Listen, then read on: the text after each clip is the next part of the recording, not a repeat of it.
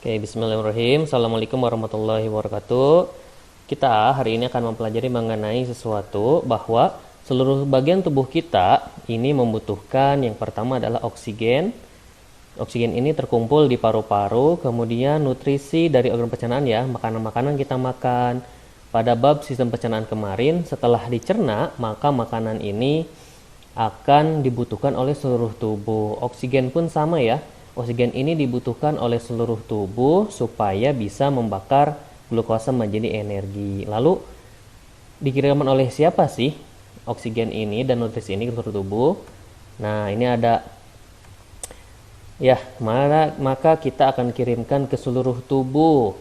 Oleh siapa? Oleh darah. Maka darah sebagai pengangkutnya. Ini dalam sistem peredaran darah, maka ada 4 pendukung sistem peredaran darah ini ya.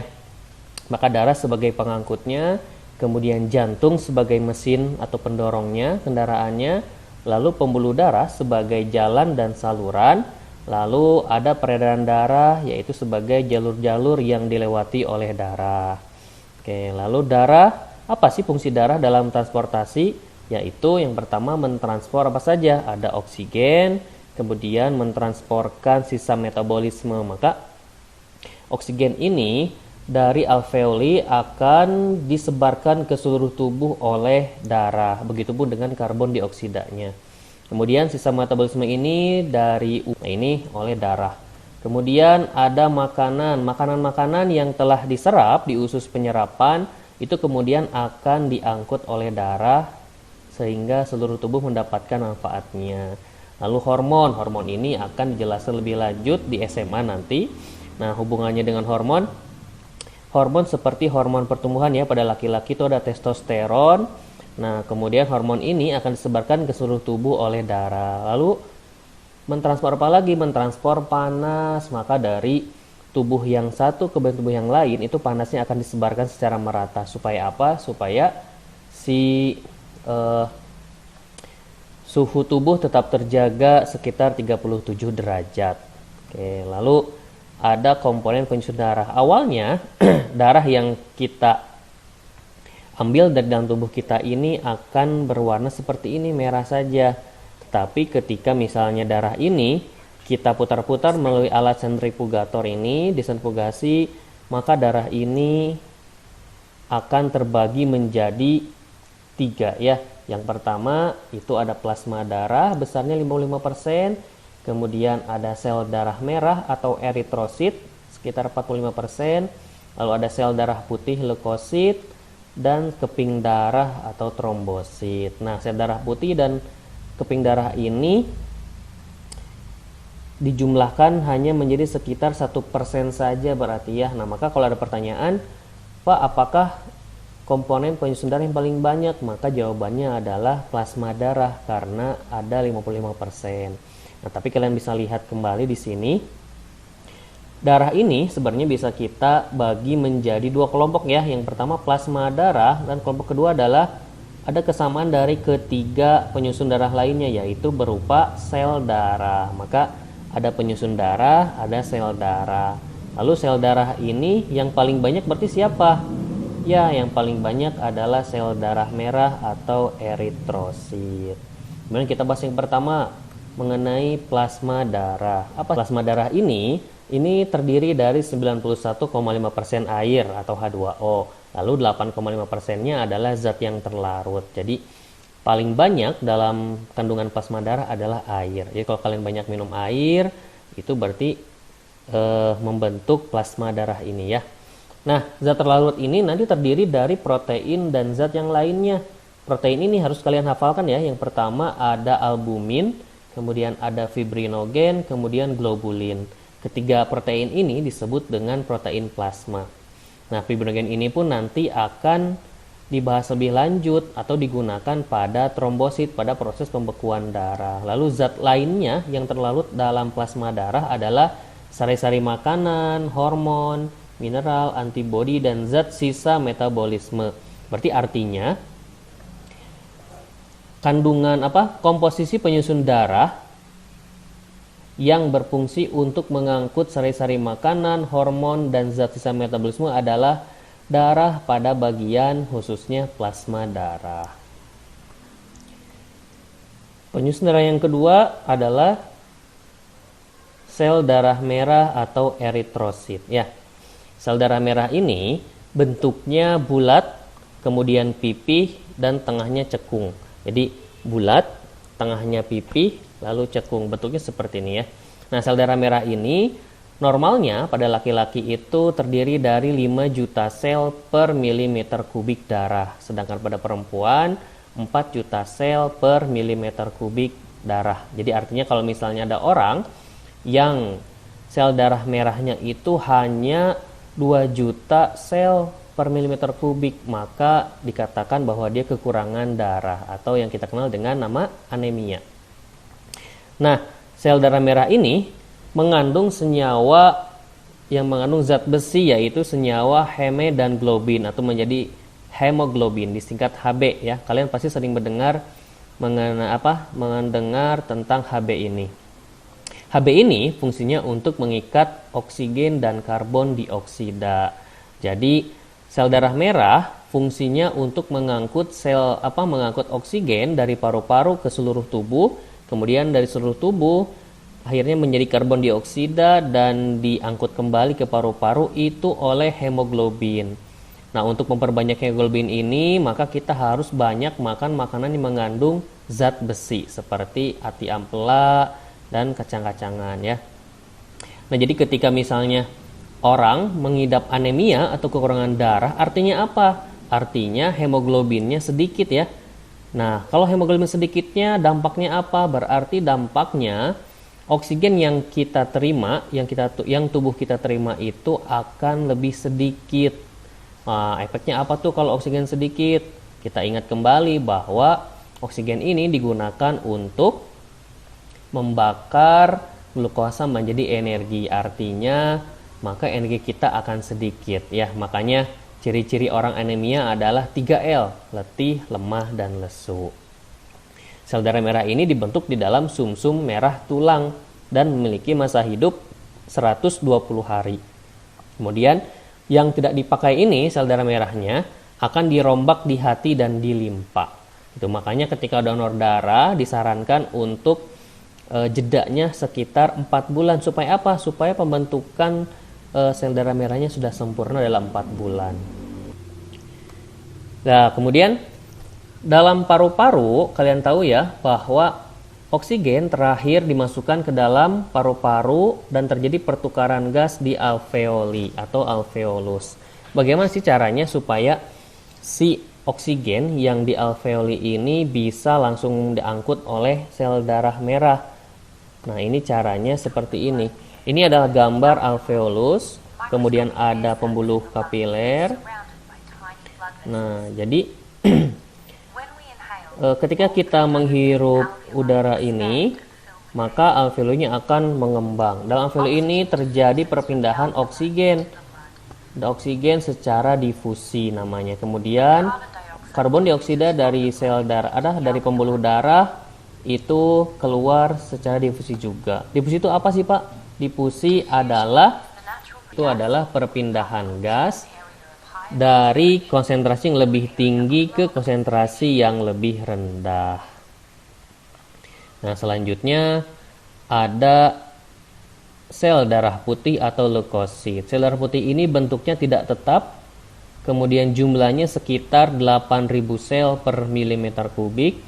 Kemudian ini berfungsi untuk melawan kuman. Nah, berarti kita bisa tahu ya bahwa sel darah putih ini jumlahnya sedikit sekali dibanding dengan sel darah merah. Nah, sel darah putih ini kemudian dibagi lagi menjadi beberapa jenis ya. Ada yang bergranulosit, ada yang tidak bergranula atau tidak berbintik-bintik. Nah, yang bergranula ini disebut dengan granulosit. Ada eosinofil, basofil, neutrofil, kemudian dari agranulosit ada limfosit dan monosit.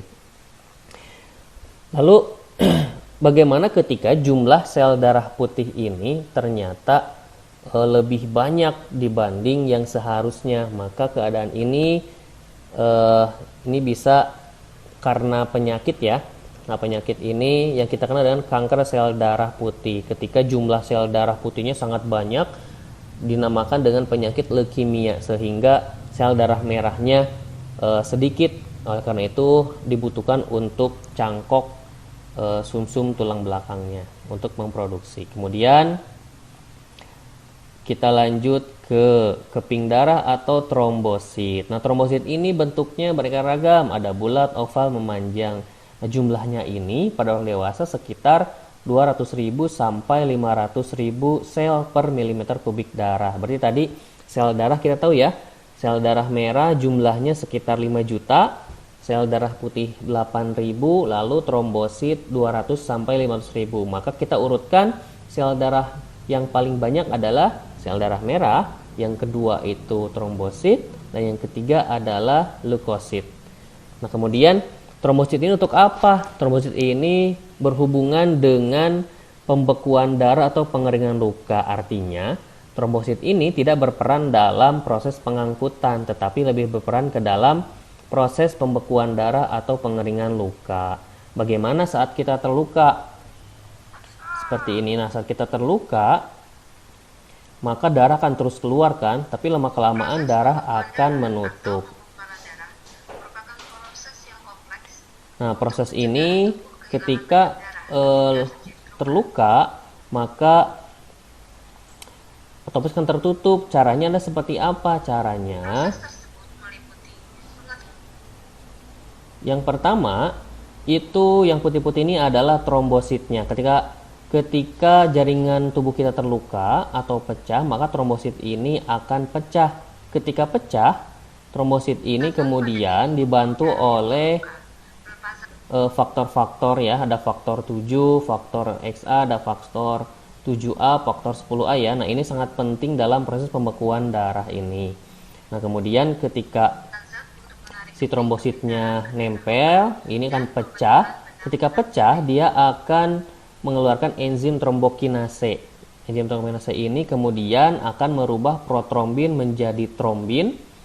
Trombin ini yang kemudian akan merubah fibrinogen dari plasma, itu berubah menjadi benang-benang fibrin, di mana benang-benang fibrin ini yang akan prosesnya menutup luka ini.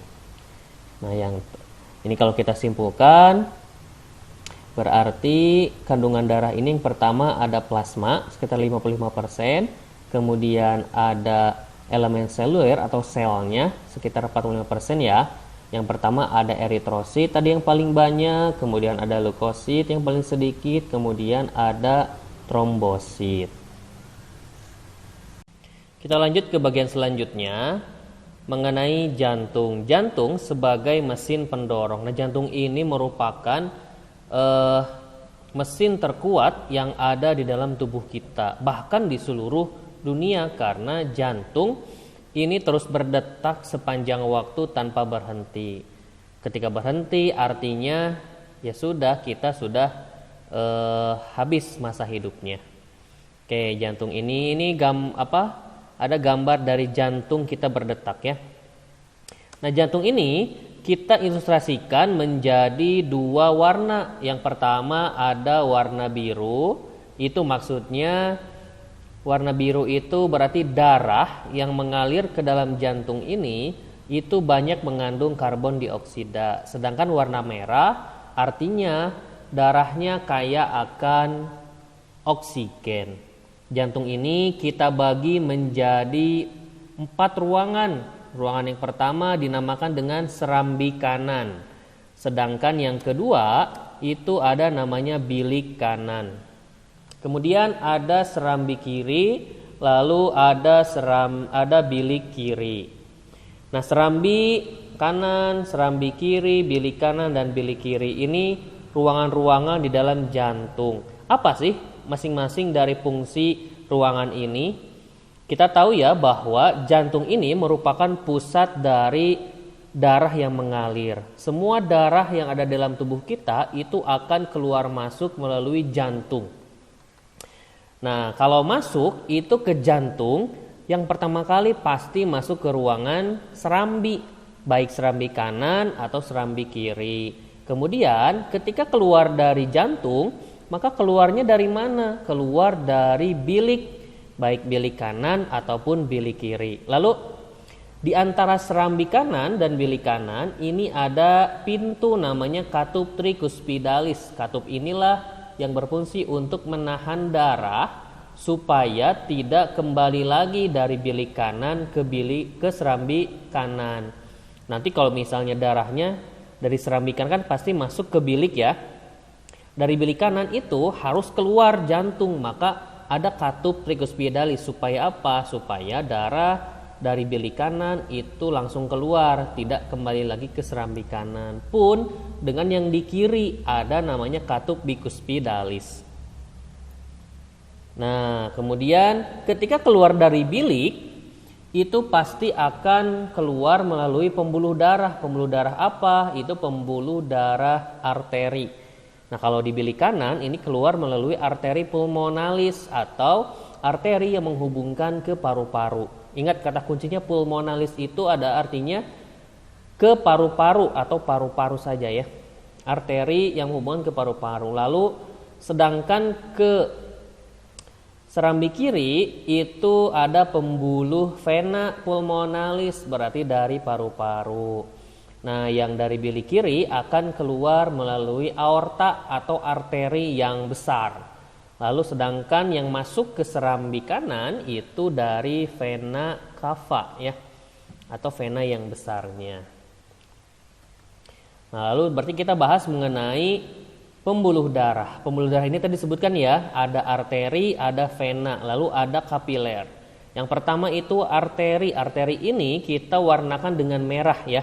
Ingat merah. Merah artinya adalah darahnya kaya dengan oksigen. Sedangkan biru itu vena kaya dengan karbon dioksida. Tapi tadi pengecualian ya, untuk arteri kecuali arteri pulmonalis dia berwarna biru. Sedangkan vena kecuali vena pulmonalis dia berwarna merah. Nah, arteri ini otot polosnya kita bisa lihat dia lebih tebal dibanding dengan vena, lalu lebih elastis juga ya. Kenapa sih? Karena apa? Karena denyut yang dari arteri itu bisa dirasakan, sedangkan dari vena tidak. Karena apa? Karena arteri kan tadi kita tahu ya, tempat keluarnya dari jantung berhubungan dengan bilik. Artinya ketika kayak seperti balon, ketika ini arteri, ini bilik, maka ketika biliknya maka ini akan bergerak juga. Makanya kita bisa mengukur denyut jantung dengan denyut nadi ya. Itu alasan kenapa kalian waktu kemarin menghitung denyut nadi, denyut jantung itu dengan cara mengukur denyut nadi. Lalu si arteri ini juga akan bercabang-cabang kecil yang dinamakan dengan arteriola, sedangkan vena dinamakan dengan venula. Venula dan arteriola ini kemudian bersatu atau lebih bercabang-cabang lagi di pembuluh kapiler. Kapiler ini yang tadi ada di alveoli contohnya ya. Lalu perbedaan lainnya apa sih Pak? Kalian bisa lihat di tabel 7.1 ya di buku paket kalian, bahwa yang pertama berarti arteri ini selalu arahnya keluar jantung. Ya, ingat keluar jantung. Kalau dihafalkan lagi berarti arteri keluar jantung, keluar berhubungan dengan jantung bagian bilik, baik bilik kanan maupun bilik kiri ya. Kemudian vena itu selalu masuk ke jantung, berarti masuknya ke jantung bagian serambi, baik serambi kanan maupun serambi kiri. Ya. Oke, lanjut sekarang bagaimana sih dengan peredaran darahnya atau jalur-jalurnya. Nah, ini ya, kalau kita ibaratkan berarti ada peredaran darah besar, ada yang dinamakan dengan peredaran darah kecil. Lihat, jantung ini sebagai pusat dari peredaran darah. Darah ini selalu keluar masuk ke jantung, keluar ke seluruh tubuh, masuk ke jantung lagi, lalu dari jantung keluar masuk ke paru-paru, dari paru-paru dia masuk lagi ke jantung, terus berputar seperti itu ya. Nah, makanya dinamakan dengan peredaran darah tertutup. Untuk membedakan peredaran darah kecil dan besar, kita ingat saja ya, darah kecil ini pasti tujuannya adalah paru-paru ya. Paru-paru ini, paru-paru nomor 3. Dari paru-paru ini kan kita tahu ya bahwa selalu dari jantung masuk ke jantung lagi. Sebelum ke paru-paru artinya keluar dari jantung. Kalau keluar dari apa? Berarti dari bilik ya. Nah, tinggal bilik apa? Masuk ke paru-paru artinya apa sih Pak? Artinya berarti ingin ditukarkan dengan O2 ya. Artinya darahnya kaya dengan CO2. Maka warna biru, bilik apa yang warna biru? Dia ada di bilik kanan jantung. Nomor 1 ini kemudian pasti akan masuk kembali ke serambi kiri ya. Dari paru-paru darahnya otomatis akan mengangkut banyak oksigen, maka berwarna merah. Masuklah ke bagian serambi kiri jantung warna merah. Nomor 5. Nah, berarti dari bilik kanan kita urutkan. Dari bilik kanan ini dia akan keluar melalui apa? Arteri ya. Arteri apa yang menghubungkan ke paru-paru? Arteri pulmonalis. Masuk ke paru-paru. Dari paru-paru darahnya kaya akan dengan oksigen warna merah, masuk ke serambi kiri jantung melalui vena pulmonalis. Dari vena pulmonalis ini masuk ke serambi kiri jantung ya. Dari serambi kiri jantung pasti masuk ke mana? Ke bilik kiri ya. Nah, dari bilik kiri ini tujuannya maka masuk ke peredaran besar, yaitu ke seluruh tubuh. Dari seluruh tubuh ini pastikan dari jantung ke jantung ya. Selalu kita ingat, keluar dari jantung pasti dari bilik. Kemudian masuk ke jantung pasti dari serambi. Tinggal serambi mana saja. Kalau tubuh, ingatnya adalah ketika tubuh itu butuh oksigen. Berarti dari jantung butuh darah yang mengandung oksigen, maka warna merah. Bilik apa yang warna merah? Ya, bilik kiri jantung nomor 6. Lalu melalui keluar masuk melalui aorta ya. Keluar melalui aorta lalu disebarkan ke seluruh tubuh nomor 8, baik tubuh yang atas atau tubuh bagian bawah ya, kepala, dada dan tangan, atau yang bagian bawah perut dan kaki. Dari seluruh tubuh oksigen ini pasti sudah digunakan ya oleh seluruh tubuh tadi menjadi energi, lalu hasilnya adalah CO2, maka warna biru. CO2 ini akan dibuang lalu masuk ke jantung serambi kanan. Melalui apa? Melalui vena. Jadi ini gampangnya ya. Maka kalau misalnya nanti ada pertanyaan nih, Pak, bagaimana oksigen dari luar itu bisa digunakan oleh seluruh tubuh lalu dikeluarkan lagi menjadi CO2 hubungannya dengan peredaran? Artinya apa? Ya, yang pertama berarti udah di luar dihirup oleh sistem pernapasan ya. Dari hidung atau mulut lalu ke faring, ke laring, ke trakea, ke bronkus, bronkiolus, alveolus. Di alveolus terjadi secara difusi masuk ke pembuluh darah ya. Diikat oleh hemoglobin masuk ke pembuluh darah kapiler, warna merah berarti kaya akan oksigen. Dari paru-paru keluar melalui apa? Vena pulmonalis. Vena pulmonalis masuk ke serambi kiri jantung. Dari serambi kiri ke bilik kiri, dari bilik kiri keluar melalui aorta atau arteri, digunakan oleh seluruh tubuh, dioksidasi, berubah hasilnya menjadi energi, ada CO2 dan H2O. Nah, CO2 ini kemudian akan dikeluarkan lagi oleh paru-paru ya, maka tujuannya paru-paru lagi. Nah, kemudian masuk ke jantung melalui vena, masuk ke serambi kanan jantung. Masuk ke serambi kiri jantung, maksudnya serambi kiri jantung, lalu masuk ke bilik kanan jantung, lalu ke paru-paru, lalu keluar lagi ya. Jadi seperti itu. Terima kasih. Silahkan kalau ingin pertanyaan nanti langsung menghubungi Bapak langsung ya.